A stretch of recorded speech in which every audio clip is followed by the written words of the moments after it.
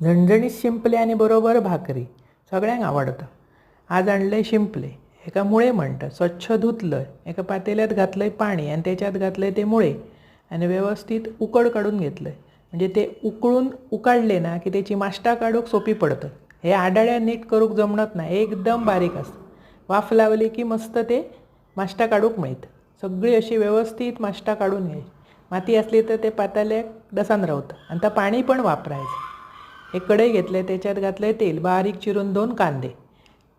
शिंपल्याक ना कांदो जरा जास्त लागता म्हणजे भारी लागतात. वरसून हळद, गरम मसालो व्यवस्थित परतून झाल्यावर शिंपले घातले.